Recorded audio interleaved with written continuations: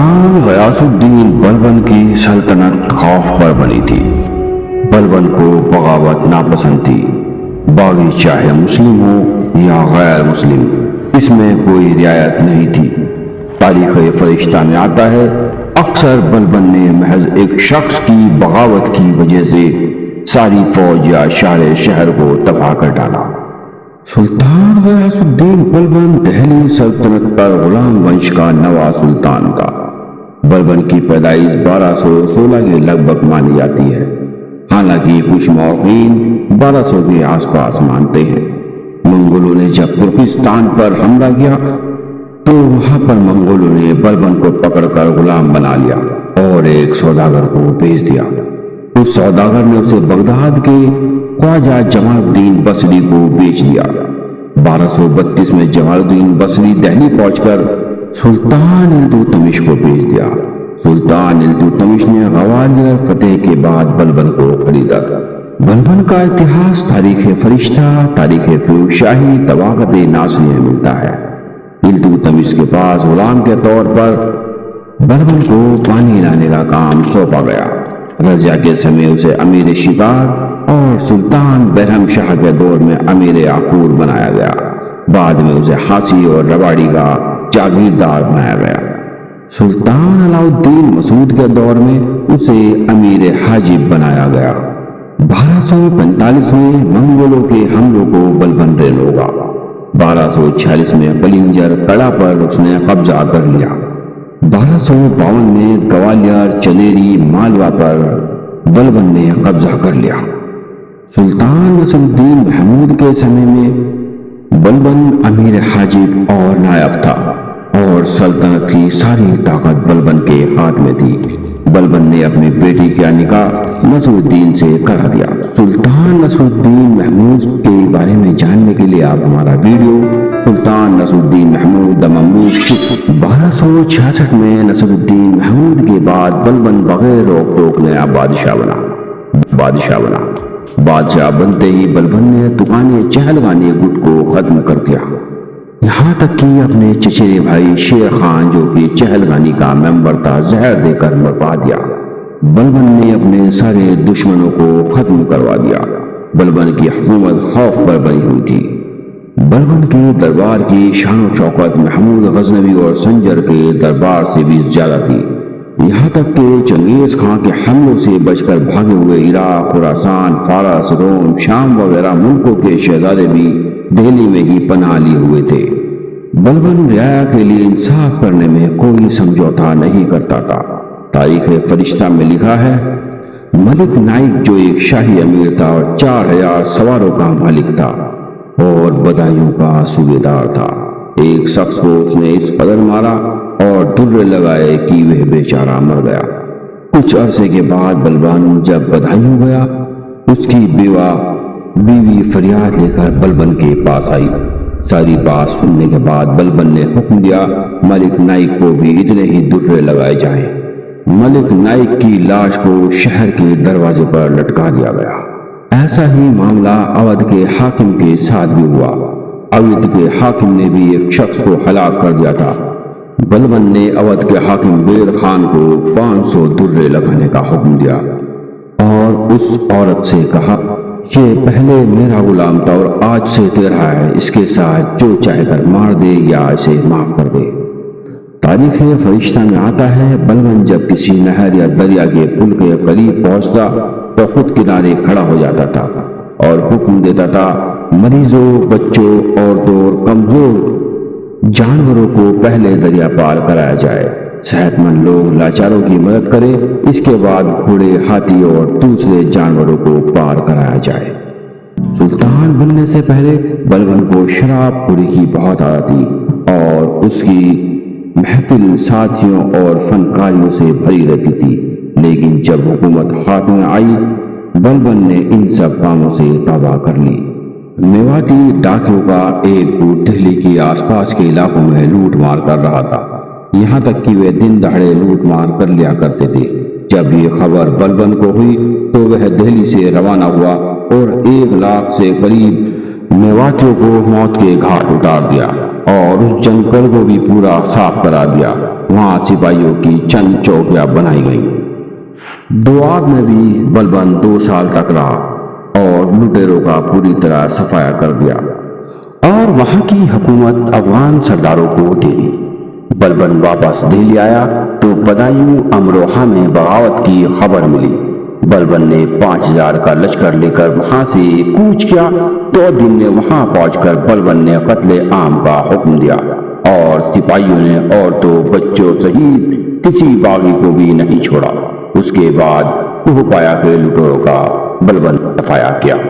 शेर खान चौधरी सुल्तान नसरुद्दीन महमूद के वक्त से लाहौर मुल्तान भरे सलीम दीवालपुर का हाकिम था, उसकी मौत हो गई। कुछ इतिहासकारों का मानना है कि बलबन ने जहर देकर उसे मार दिया। शेर खान के वक्त सरहदी मंगोलों के हमले से महफूज थी। शेर खान के मरते ही मंगोलों ने हमले शुरू कर दिए। बलबन ने अपने बड़े बेटे खान शहीद को शेर खान का जानशीन मुकर्रर किया। 1275 में तुगरिल खान जो कि लखनऊ का सूबेदार और बलबन का गुलाम था, बगावत कर दी, लखनऊ पर कब्जा कर लिया। बलबन ने अमीन खान को लश्कर लेकर भेजा। अमीन खान को शिकस्त हुई, वह वापस आ गया। बलबन ने उसे मौत की सजा दी। फिर मलिक तर्जी को भेजा, उसे भी शिकस्त हुई। बलबन इस बार खुद लश्कर लेकर निकला। ये सुनकर तुगरिल खान वहां से भाग खड़ा हुआ और कुछ समय बाद मारा गया।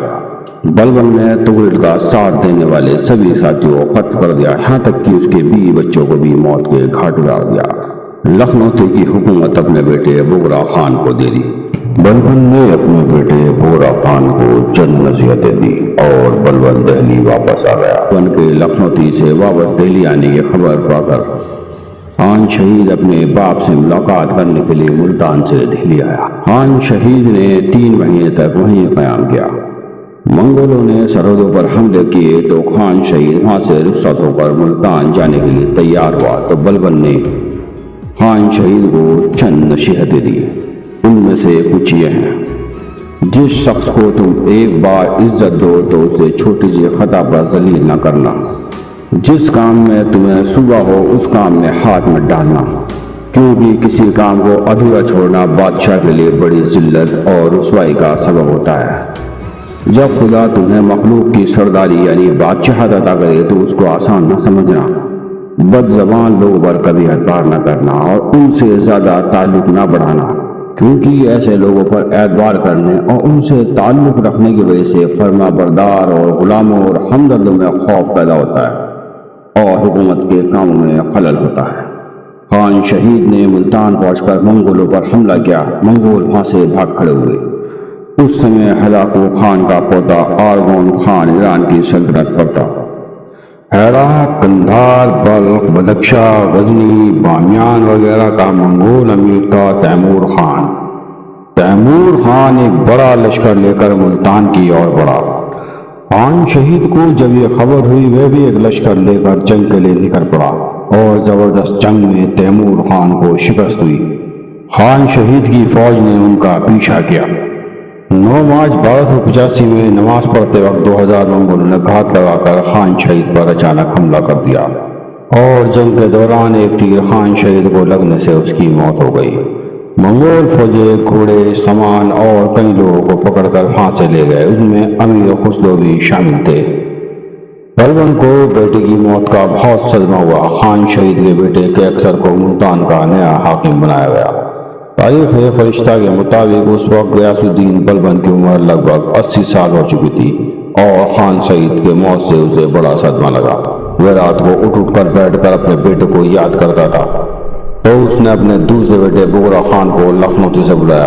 बलबन ने बुगरा खान से कहा, तुम्हारे भाई की मौत ने मुझे कहीं का नहीं रखा है। अब मैं मौत के करीब आ चुका हूँ। तुम्हारे सिवा मेरा कोई वारिस नहीं है। तुम्हारा मुझसे दूर रहना मुनासिब नहीं। जब बलबन की तबीयत समझने लगी तो बुगरा खान शिकार का बहाना बनाकर लखनऊ आ गया। बुगरा खान लखनऊ पहुंचा भी नहीं था कि बलबन की तबीयत से फिर खराब हो गई। उसने खान शहीद के बेटे कैक्सर को मुल्तान से बुलाया और अपने अमीरों को इकट्ठा किया। कैक्सर को अपना जानशीन मुकर्रर किया और इस बात के तीसरे दिन 12 जनवरी 1287 को बलबन की मौत हो गई। बलबन की हुकूमत लगभग 22 साल थी। بلبن کی موت کے بعد کوتوال امیر فخر الدین نے سبھی امیروں کو اکٹھا کر کیکسر کو سلطان نہ بنا کر بغرا خان کے بیٹے کیقباد کو نیا سلطان بنایا۔ 14 فروری 1287 کو کیقباد نیا سلطان بنا۔